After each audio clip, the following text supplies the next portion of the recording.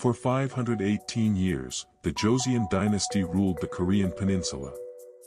It was one of the longest-running monarchies in human history.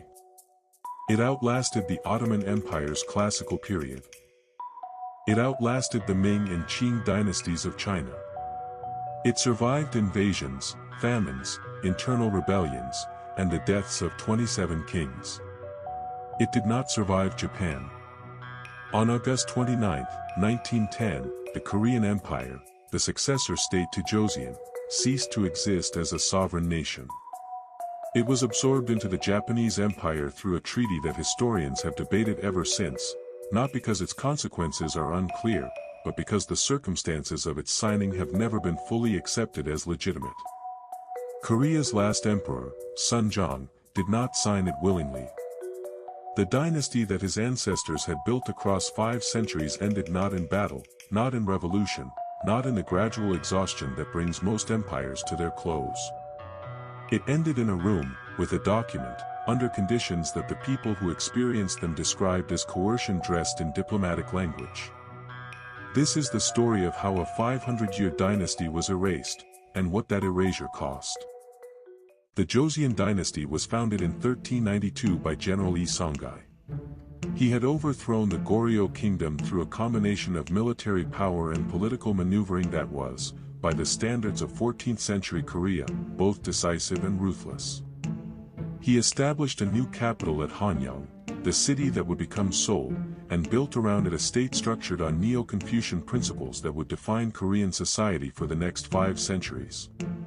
What the Joseon dynasty built over those 5 centuries was remarkable by any measure. It developed the world's first movable metal type printing system, predating Gutenberg by decades. It produced Hangul, the Korean alphabet, one of the most scientifically designed writing systems in human history, created in the 15th century by King Sejong specifically to increase literacy among ordinary people. It maintained a sophisticated administrative bureaucracy, a civil examination system, a legal code, and a cultural tradition in literature, art, and philosophy that produced works still studied today. It also experienced profound crises, the Japanese invasions of the 1590s under Toyotomi Hideyoshi, which devastated the peninsula and left scars that shaped Korean-Japanese relations for centuries. The Manchu invasions of the 1620s and 1630s, which forced a humiliating submission to the Qing dynasty. Internal factional conflicts that consumed enormous political energy and, in some cases, produced the kinds of catastrophic royal decisions that Unsolved East has examined before.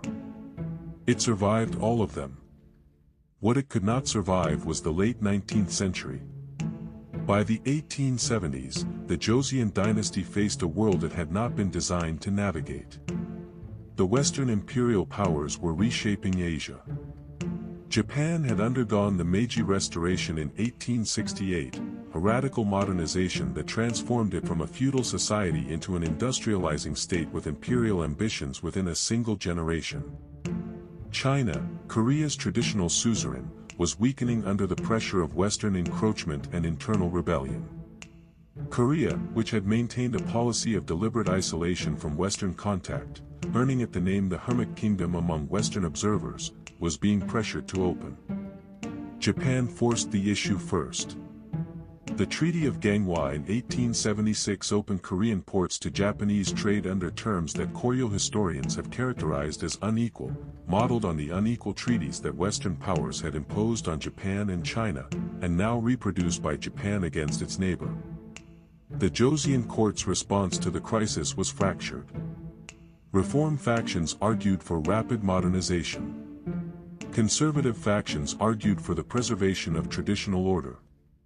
The royal family itself was divided, King Gojong navigating between competing pressures while Queen Min, his consort, emerged as a significant political force in her own right. Queen Min paid for that political role with her life. In October 1895, Japanese agents and Korean collaborators broke into the royal palace, found Queen Min, and killed her.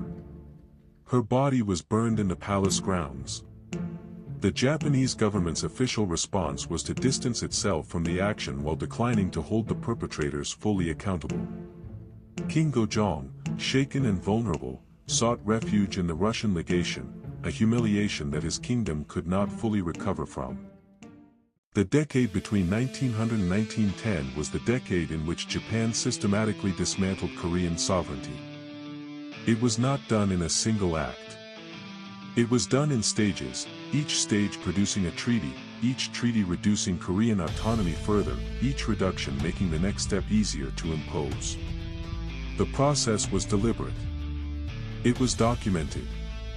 It was opposed, at each stage, by Korean officials and by segments of the Korean population who understood what was happening and resisted it through the means available to them: petitions, protests, armed resistance in the countryside, diplomatic appeals to Western powers that ultimately produced no meaningful intervention.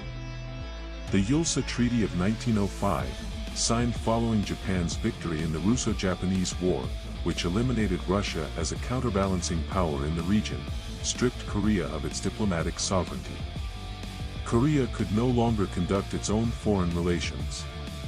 A Japanese resident general was installed in Seoul with effective control over Korean external affairs. The treaty's legitimacy has been disputed by Korean historians ever since. Emperor Gojong, Korea had declared itself an empire in 1897, in a final assertion of sovereignty, denied that he had consented to its terms. Several of the Korean ministers whose seals appeared on the document later claimed they had signed under duress. Japan's position was that the treaty was valid. The Gaihe Treaty of 1907 went further, transferring control of Korea's internal administration to the Japanese resident general. The Korean army was disbanded. The ability to govern itself domestically, which Korea had retained after 1905, was now gone.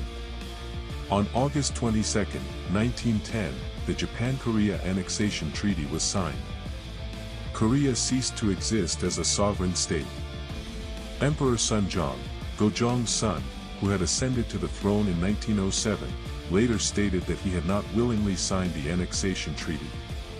The historical record on the specific circumstances of the signing is contested, but the pattern of the preceding 5 years, the progressive stripping of sovereignty through treaties whose legitimacy was disputed by the Korean side at the time of signing, provides a consistent context for that claim.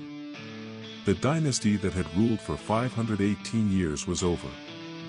It had not ended in battle. It had ended in paperwork. The annexation was not accepted without resistance.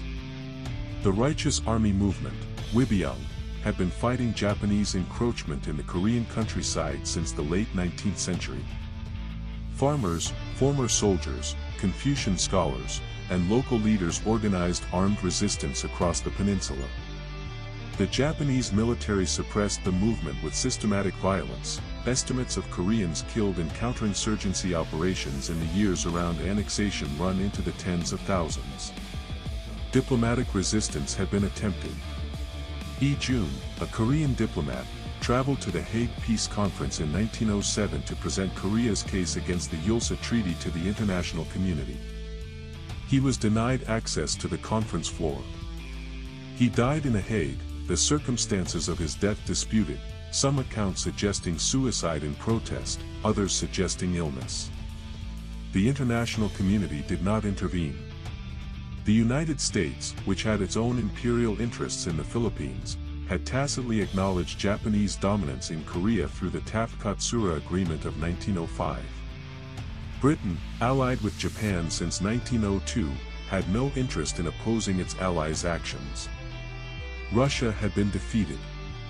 Korea was alone.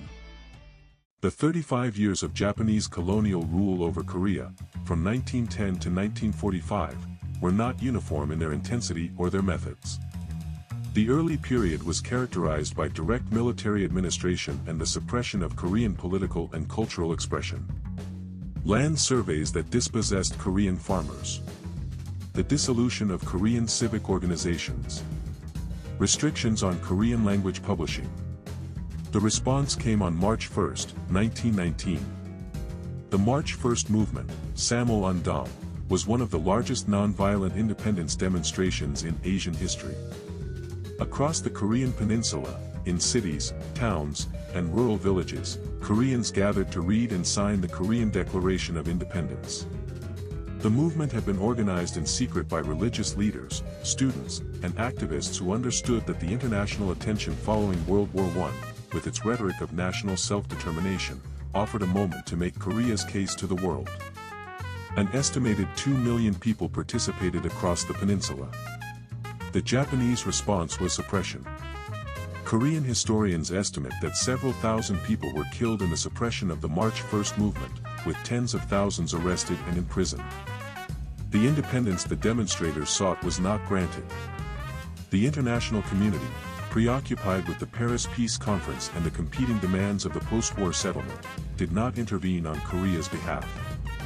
The movement did produce a change in Japanese colonial policy, toward a slightly less overtly military approach, but it did not produce independence. The cultural erasure intensified in the late 1930s as Japan prepared for and entered World War II. Koreans were required to adopt Japanese names, a policy called sashikaime. The Korean language was removed from schools. Shinto worship was imposed. Koreans were conscripted into Japanese military and labor service, the labor conscription that brought Korean workers to Japanese mines and factories, and that produced the population from which the comfort women were recruited. The specific mechanisms by which a colonial power attempts to erase the identity of a colonized people, the language, the names, the religion, the history, were applied to Korea with the thoroughness of a state that had decided that Korean identity itself was the obstacle to complete integration. It did not work. The language survived. The identity survived. The resistance, sometimes armed, sometimes cultural, sometimes simply the stubborn persistence of being Korean in a system that wanted Koreans to become Japanese, survived. Japanese colonial rule over Korea ended on August 15, 1945. Japan's surrender following the atomic bombings of Hiroshima and Nagasaki brought the Pacific War to its close, and with it, the 35 years of colonial administration that had begun with the Annexation Treaty of 1910. The liberation was real. It was also immediately complicated. The United States and the Soviet Union divided the Korean peninsula at the 38th parallel as a temporary administrative measure following Japan's surrender, the Americans taking the south, the Soviets the north. The division was intended to be temporary. It became permanent. The Korean War of 1950 to 1953, which killed an estimated 3 to 4 million Koreans, failed to reunite the peninsula. The two Koreas that exist today are the direct consequence of decisions made in 1945 by powers that had not consulted the Korean people about what should happen to their country after liberation. The 518-year dynasty was gone. The colonial period had attempted to erase what the dynasty had built, the language, the names, the cultural identity, the historical memory. It had not succeeded, but the attempt had cost decades of suffering and produced wounds that the Korean people spent the following generations processing. Japan and South Korea normalized diplomatic relations in 1965. The normalization agreement included financial compensation from Japan, described by Japan as economic cooperation rather than reparations, a distinction that remains contested. It did not include a formal apology for the colonial period. The question of what Japan owes Korea for 35 years of colonial rule, in acknowledgement, in apology, in material terms, remains, like the comfort women issue, like the forced labor issue, unresolved in ways that continue to shape the relationship between the two countries. The last Korean emperor, Sunjong, died in 1926. He had lived as a figurehead under Japanese colonial administration, given a title, a palace, a stipend, and no power, for 16 years after the annexation. His dynasty had lasted 518 years. His empire had lasted 13. The language his ancestors had invented is still spoken by 80 million people. The country his ancestors built is still there.